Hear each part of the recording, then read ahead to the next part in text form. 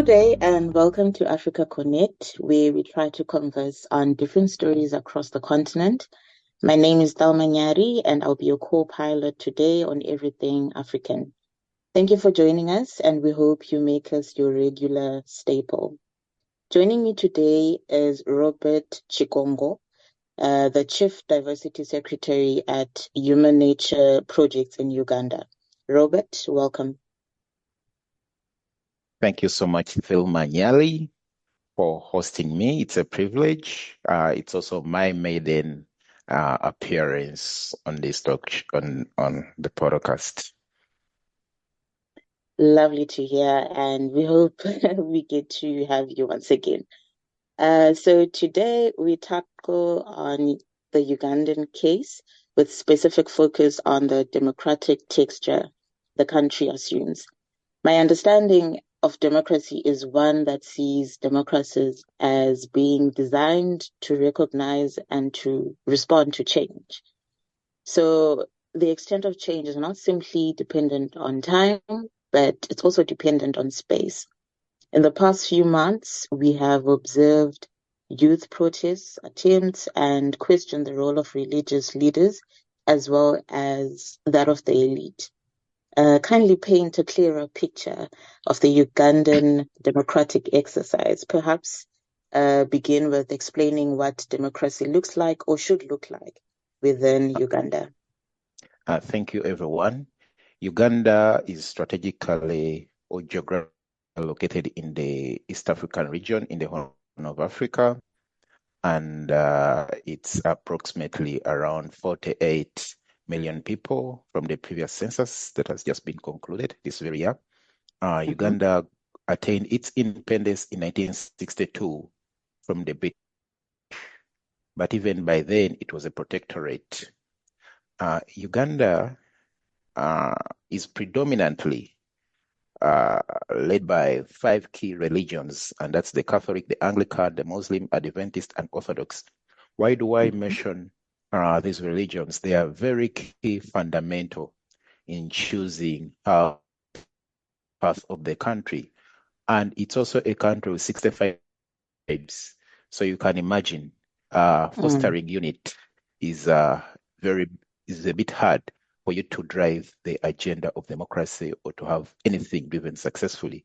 But those 2 tribes came together and formed a nation that we live in today. But of course, the whole bickering has always tribal undertones. Which tribe should rule, which tribe is supposed to be at the forefront, who takes the jobs, who takes government contracts. So these key issues inform the interest that drive democracy in Uganda.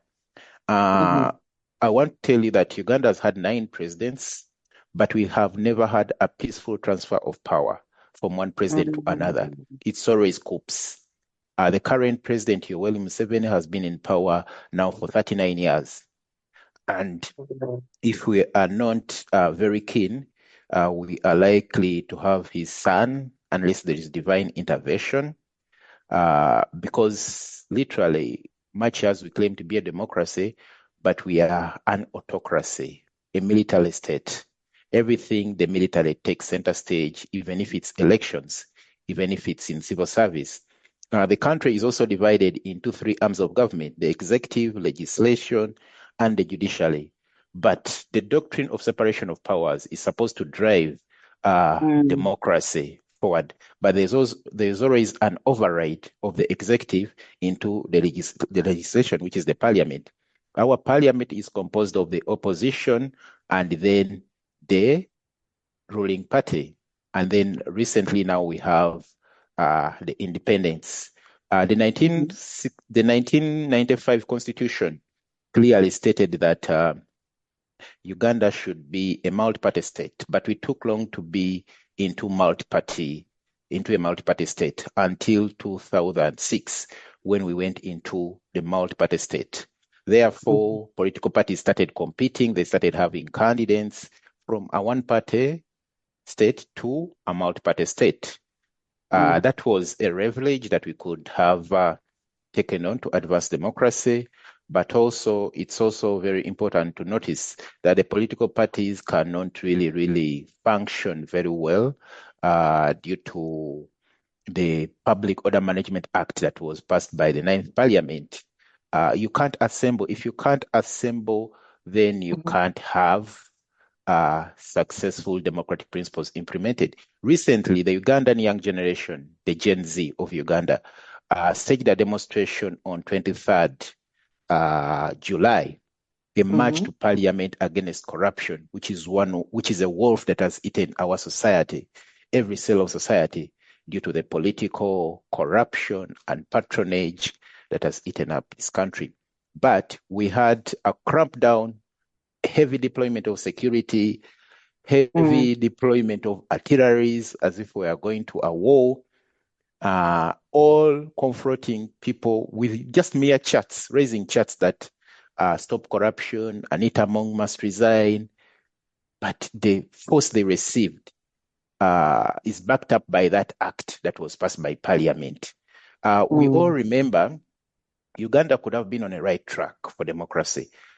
Probably would have had even a peaceful transfer of power, which is worrying everyone, even in the ruling party. They are worrying what next after you're wearing Museveni.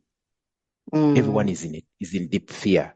So the constitution, the 1995 constitution, had guided that we shall have a term limit and age limit, hoping when the Mm-hmm. president has served like 2 terms, he goes and rests so that we can have a peaceful transfer of power. Then the same constitution gave us a leverage of age limit that when a president hits 75 years, he's supposed to hand over power to a young president or to a successor. Uganda, if you look at it politically, the Mm-hmm. NRM, which is the ruling party, is a mass party. I want to agree. So, if given opportunity, it can easily bring another leader in a democratic way. But Mm-hmm. because it has been also suffocated internally, it cannot bring another leader. The Right Honorable John Patrick Amama Mbabazi in 2016 was this party secretary to come and contest Ah. against the incumbent, and that was his elimination from that political party. Meaning, given that political party that is in power, like the one of Tanzania, Chama cha Mapinduzi, or ANC in South Africa, cannot even produce an ex-leader. So that creates Mm-hmm. tension within the country, and everyone is worried what is next. In my view, I think we are heading towards a totalitarianism, from autocracy to totalitarianism, similar to North Korea, because there is a lot of effort to prepare the president, his son, General Muhoozi Kainerugaba, who is now the commander of land forces, to take over from the Mm-hmm. father. So we are heading towards a totalitarianism similar to North Korea, unless there's divine intervention. The challenge would have come from the opposition parties, like the National Unity Platform that is led by Robert Chagulanyi, who rose Mm-hmm. to prominence in the political arena in 2021. But his political party has also been entrenched by the political merchants who are willing to tone it down. Just yesterday, we had an honorable member of parliament whom I will, without shame, regard as a disgrace, who proposed that the leader of opposition should be elected by the entire parliament, not by the opposition leader. The one who becomes second in elections chooses the leader of opposition. But now they are taking away even that small right that the opposition have to hold government accountable, to challenge government in areas that it has failed. And mind you, there is also an undertone of parliament electing the president, similar to what happened in Togo. Mm-hmm. So by next year, we could be having that law in place because the current president Mm-hmm. can no longer run around. So this suffocates democracy, it suffocates participation, it suffocates even our individual, civil, and human rights. Mm-hmm. Remember, the UN human rights has just left Uganda. So meaning whatever you do to participate in democratic processes, you have no one watching you. You are at the mercy of your creator. You are at the mercy of your creator. Uh, we still have political prisoners who were arrested in 2021 for simply participating in democratic elections that were organized by the state itself. These Mm. people are still in prison. Olivia Lutaya, a female and a mother of two, she's still held in custody.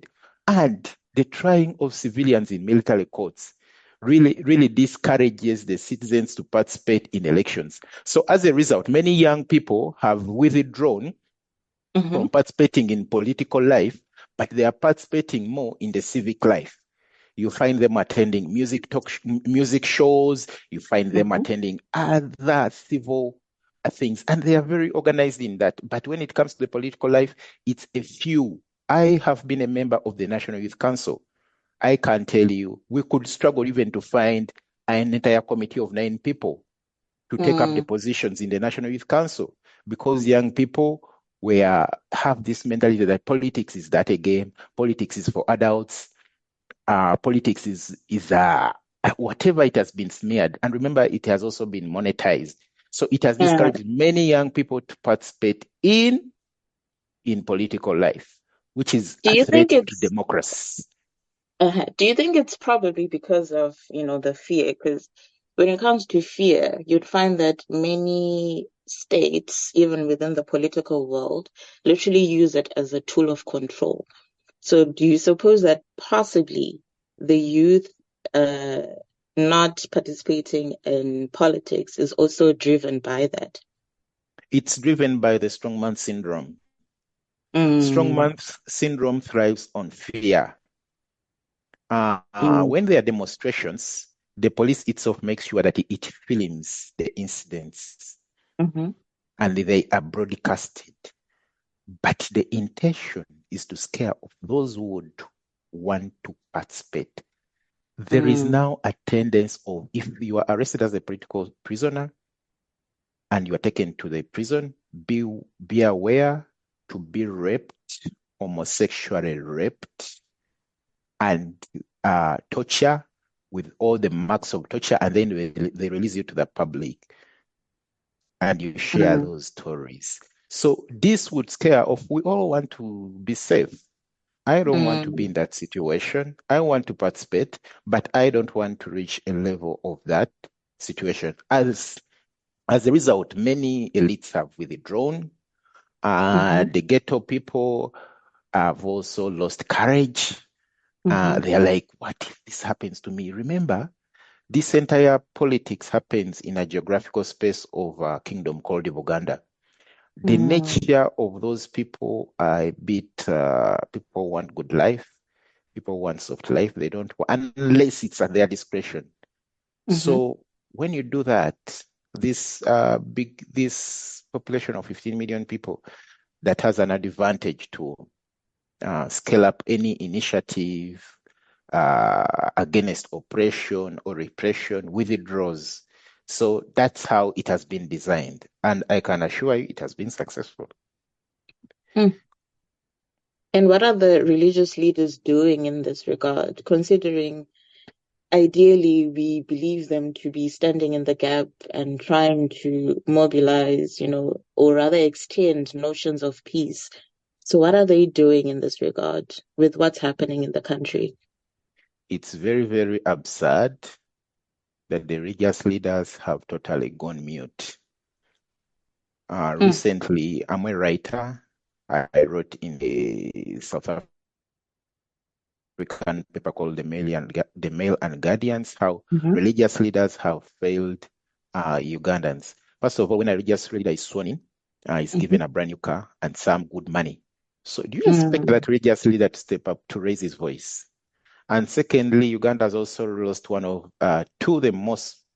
three most prominent religious leaders. One was the mhm, Archbishop of the Catholic Church, Ranga, under unclear circumstances. Another one was Sheikh Nuhu Muzata of the Muslim faith, who also died under unclear uh, circumstances. The other one of the Orthodox Church, who was very vocal against this regime, Yona Ranga, also died in unclear circumstances. So this has also perhaps scared away other religious leaders, or they have been put into a position to subdue and comply.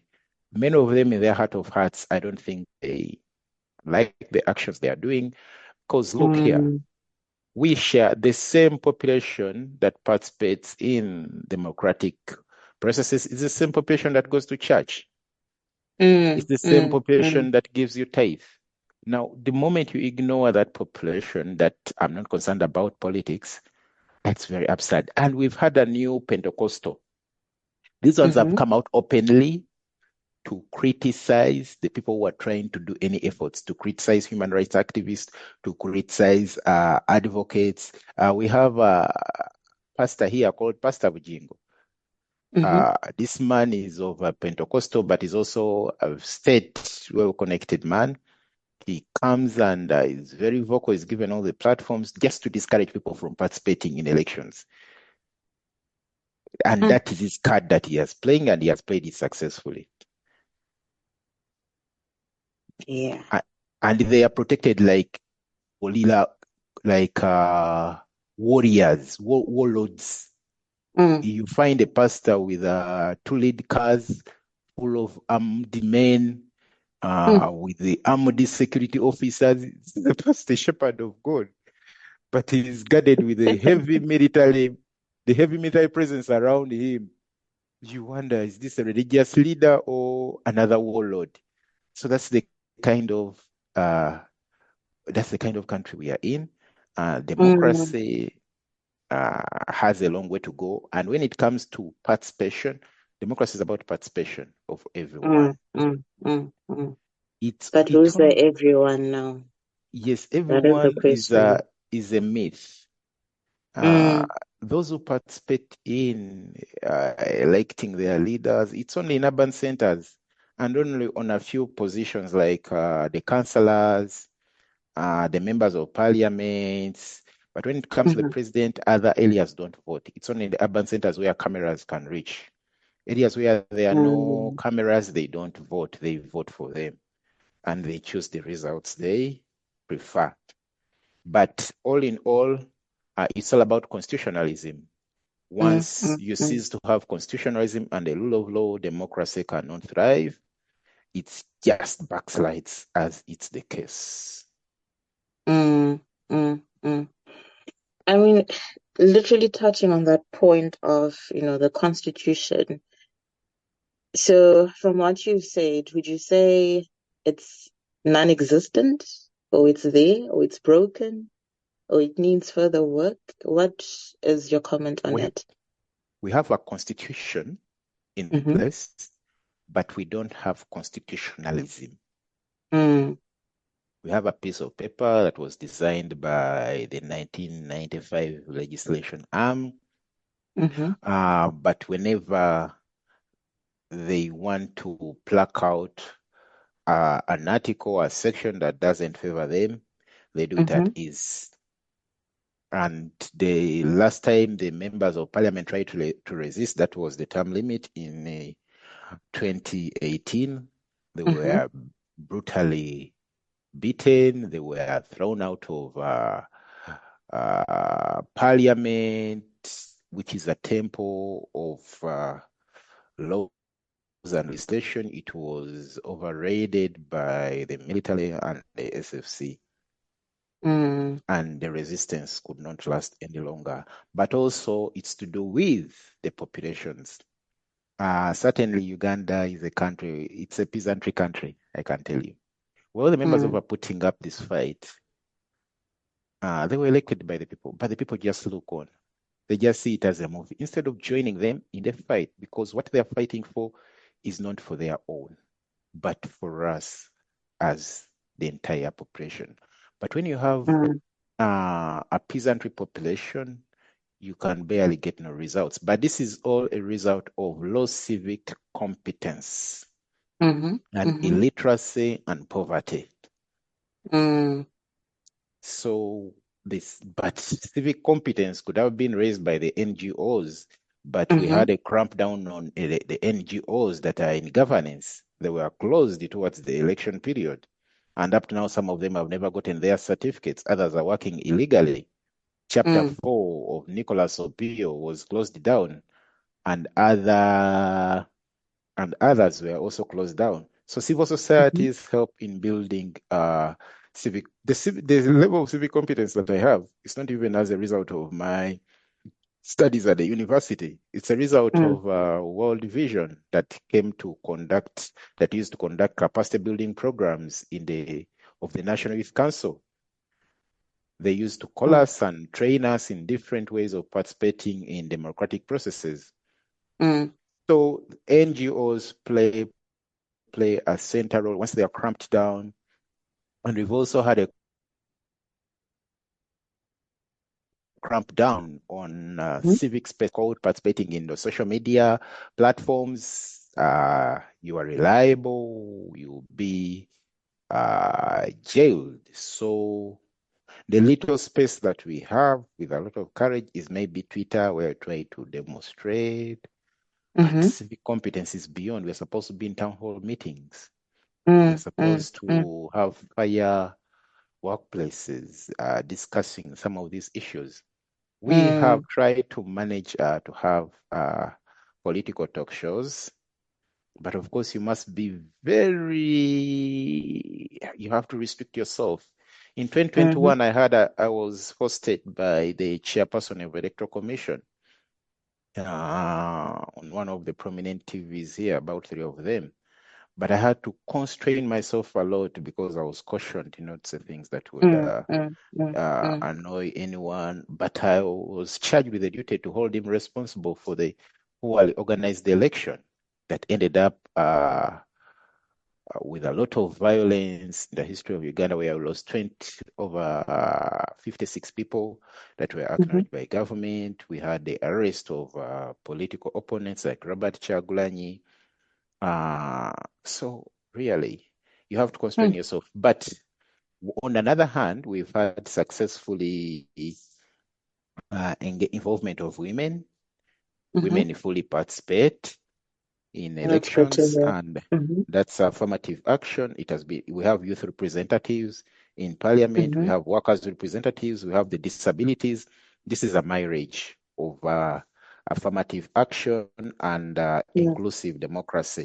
But the women who participate, it's also not easy for them. They are harassed. mm, Some of them have to get resources. They are sexual abused in order to have the finances and so on and so forth. The youth mm, representatives, we have them. But literally also when they get there, their contribution is really very, very minimal. Because we live in a patriarchal system, yeah, most of them end up being compromised. The disabilities do not even speak for the disabilities, they speak for their families. So that's where mm, we've achieved on affirmative action, we've achieved on inclusive democracy, but then mhm. meaningful representation is still lacking. Then That's what's missing. that Mm, inclusive democracy, we have the UPDF in parliament, the Uganda mm, People's Defense mm, Forces. mm, This is a manipulation of affirmative action and inclusive democracy. Members of parliament are supposed to debate freely without seeing armed men in mm. uniform. So Probably, these terms, uh-huh. Probably to this just round it off, it's such a beautiful case and a beautiful topic to explore even more if we had more mm, time.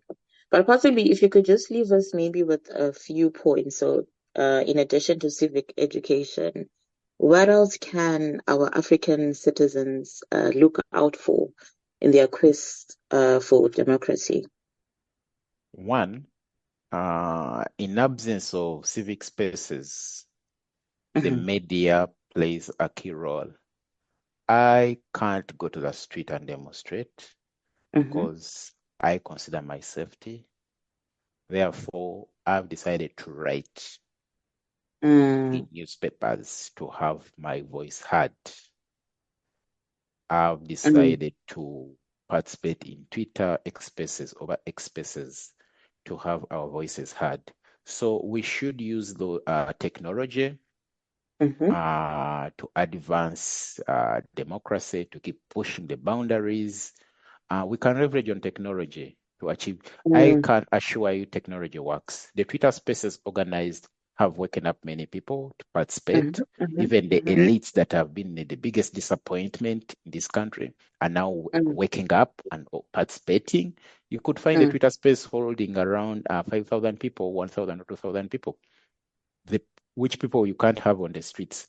But the pressure and the topics they have brought to light have shaped public discourse, and they are changing the narrative. So we should leverage on technology, but also engaging and engaging and engaging. I can tell you the politicians will not do what we want, but we can set the tone. We can make them discomfortable. That's what I tell my people. Let's make them discomfortable. We have a member of parliament here. He's called Matthias Impuga. He was the leader Mm-hmm. of opposition. Just barely 2 months. He was able to award himself 500 millions. And we've made him very, very uncomfortable, much as the regime supports him.